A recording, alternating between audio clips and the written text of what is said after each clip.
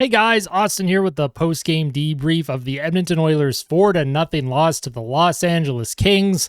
Was not a pretty game. I thought Edmonton didn't really look good throughout most of the game. They had a slow start. Once LA got ahead, they were able to play their trap system. They had that new coach bump, of course. Cam Talbot had lost 10 straight games, so they gave David Rittich the start. But let's kind of get into the post-game debrief here. So first period, as I mentioned, Rittich gets the start for LA, Skinner for Edmonton. Gagne remains a healthy scratch, and I am going to talk about Sam Gagne a little bit later because I need him in the lineup. Corey Perry was mucking it up with Dubois. Kings were 7-11-7 in their last 25 games heading into tonight. Second line had a couple good looks, and then LA got a power play. Vincent Desharnais was called for holding. I didn't really think it was a good call. I thought it was two guys battling for a puck, and then they both just fell, but whatever. Brown had a good work on the penalty kill and got a shot on net. Good PK. They were 1-for-1 at that point, and they're 92% since December 31st. Hyman then makes a great defensive play, and then Skinner also made a good save not long after that. And then Evander Kane drew a power play after a nice pass by Corey Perry. LA hits the post as the power play for Edmonton expires. Edmonton 0-for-1. That's the story of the power play for Edmonton tonight. They did not generate a whole lot of chances. Shots were 9 for LA with 5 minutes left in the first. Then it was a 4-on-4 for 2 minutes. Draisaitl was in a board battle. They hit each other both in the back of the heads. They both went for roughing. Skinner made a big save on Fiala. I thought the second line then went out. They had another good shift. Oilers went 8 minutes without a shot here in the first period. Fogle had a good look with 4.5 seconds left. And then there was some more rough stuff after the period ended. These teams really don't like each other. Definitely had that playoff atmosphere in the first period. At the end of one, the score was 0-0. The shots were 10-5 for the LA Kings. And the expected goals were 1.1 to 0.3 in favor of LA. When I say Edmonton struggled to generate anything in the first period, I was not exaggerating. So I wrote down the Oilers struggling to establish an attack off the rush. Second line looked good on the forecheck, but they weren't really generating any scoring chances. Tight checking, playoff style game at that point. Now heading into the second period here. Nuge got called for tripping early, power play for LA. Skinner makes 2 big saves, but then Pierre-Luc Dubois scores not long after to make it 1-0 for LA, so the penalty kill at this point is now 1-for-2. Lewis then scores on a 2-on-1 not long after that. There was a McDavid giveaway. I have no idea where Bouchard was. Ekholm was back on his own, and then Nugent Hopkins was the forward that was back. 2-0 Kings. The third line goes out. They put on a good shift. Second line again causing some zone pressure. It was the only line finding any kind of sustained zone time and pressure and generating something. They weren't getting like great high danger shots on net, but they at least were engaged in the battle, it looked like. I wrote that the Oilers had been fighting it tonight. There wasn't a lot of flow in their game. They were struggling to punch through that neutral zone trap that LA was setting up. And then Perry and Kane were both robbed by Rittich. How Perry did not score from the back door, I'll have no idea. All he had to do was lift that puck, but credit to David Rittich. Massive save. It was a nice pass by Draisaitl over to Corey Perry. Fogle got interfered with. There was no call. The LA Kings were then called for too many men, and I wrote the Oilers need a power play goal here. They really desperately needed one, but they did not get it. Kempe ended up walking Bouchard shorthanded, got a nice chance on Skinner, who made the save. Kane was then stopped on a nice shot. Power play 0-for-2 at this point. I wrote not a good power play. Top line was looking off as well. Nuge, Hyman, McDavid, they've been a little off since the All-Star break. Not sure if this is something that should be concerning long-term, but we'll analyze that a little bit later. Second line was all over it again, causing havoc in the offensive zone. Then there was a huge collision between Mikey Anderson and Zach Hyman. Mikey Anderson tried to throw a big hit in the neutral zone, but Zach Hyman gave him the shoulder. He saw it coming, and Anderson just went flying into the boards. Oilers got another power play. McDavid was tripped. Draisaitl was stopped on a one-timer, and then Bouchard was stopped from a Bouch bomb. Power play now 0-for-3, but they at least generated some shots on that one. They had 4 shots on that power play. And then there was another too many men call on LA. That was the second one of the night. So that's the Edmonton's 4th power play. And this is a team that Edmonton never gets a lot of power plays against. And they were given 4 power plays before the end of the second, and they did not capitalize on it. That's one of the storylines of the game. but not the only storyline. At the end of two, it was 2-0 LA. The shots were even, 17 apiece. Although Edmonton was generating a lot of their chances on the power play, they weren't doing a whole lot at 5-on-5. And the expected goals at the end of the second were 2.0 to 1.3 for the LA Kings. I wrote that the Oilers turned it up in the last 10 minutes of the period, but almost every line seems to kind of be fighting it. And the broadcast made note of players fighting the puck in general. I guess there was an NBA game earlier that afternoon, so maybe the ice wasn't in great shape, pucks bouncing all over the place, but LA seemed to be playing fine. It was definitely Edmonton that was struggling to make plays with the puck. Third period, before it even started, they showed McDavid on the bench breaking a stick in anger during the intermission, and he was pissed.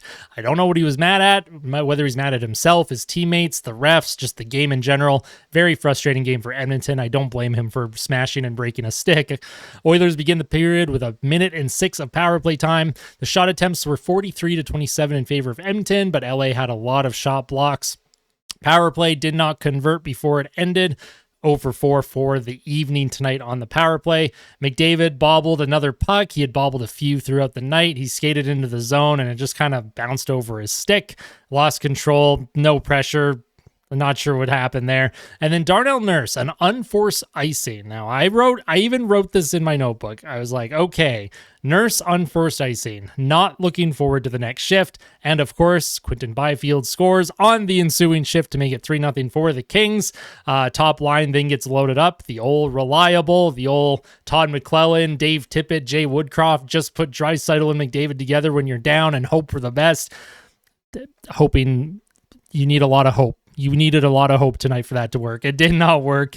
David Riddick looked like he was hurt and a scrum ensued. Janmark slashed Riddick and then Matt Roy came to his defense. It was 4-on-4 for 2 minutes.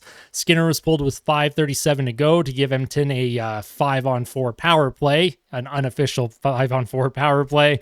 The old Patrick Roy move I wrote down. Patrick Roy used to pull the goalie with 5, 6, 7. I think he pulled the goalie with 8 minutes left once. It was hilarious. But then Byfield ended up sealing it. His second of the night, 4-0 for the LA Kings. Final 4-0. The shots were 27 apiece, but again, it doesn't really mean much. Edmonton didn't get a whole lot of high danger looks. They had the Corey Perry backdoor look, but that was about it in terms of high danger looks that I can remember. The expected goals for in the game were 4.10 to 2.85 in favor of LA. So the advanced stats also matched the eye test. The Kings, they outplayed Edmonton tonight. Oilers were flat all night. Nurse Desharnais does not work as well as I had liked. Second line was the best line, again, in my opinion, for the Oilers. And I'll have a lot more to talk about in tomorrow's Day After episode. For those of you who are unfamiliar with the Day After, the next day, I record a video. I talk about the game. I kind of go through things a little bit more in depth. I talk about storylines, different players.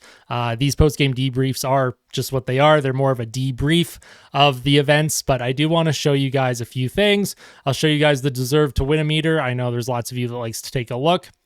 In 1,000 simulations, Edmonton would have only won this game 37.7% of the time.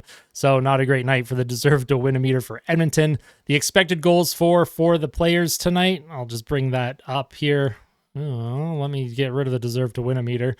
The expected goals for each player, as you can see, you had Fogle, Desharnais, Holloway, McLeod, Ryan, Nurse, Janmark, Brown. I mean, there's a lot of Oilers under the 50% expected goals for. Mark, oh, sorry, my apologies. Losing my breath there.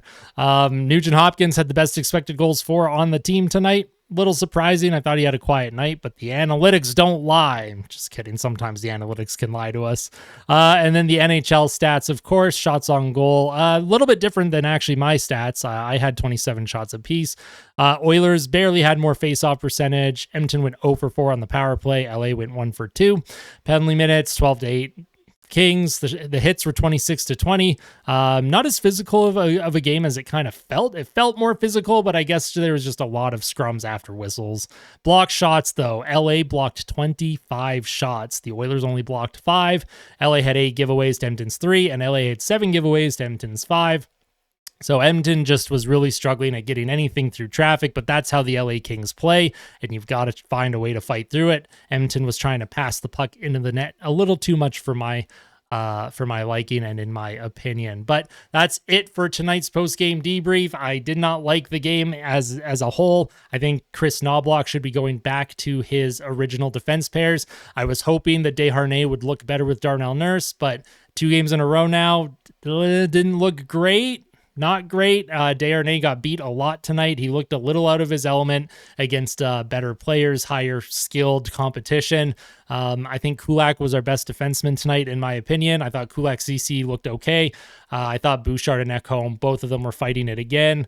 And then the forward lines, of course, Connor Brown, again, no goals. Janmark, he has 1 goal on the season. Derek Ryan's been quiet. Ryan Nugent-Hopkins has 1 goal in his last 12 games.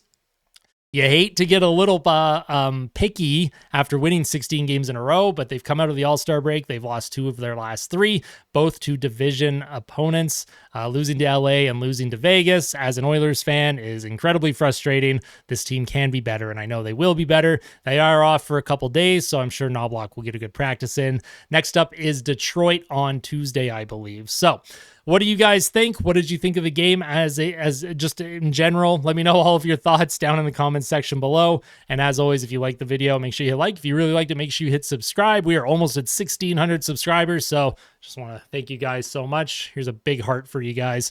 Have a great weekend, Oil fans, and I will see you tomorrow in the day after episode. Take care.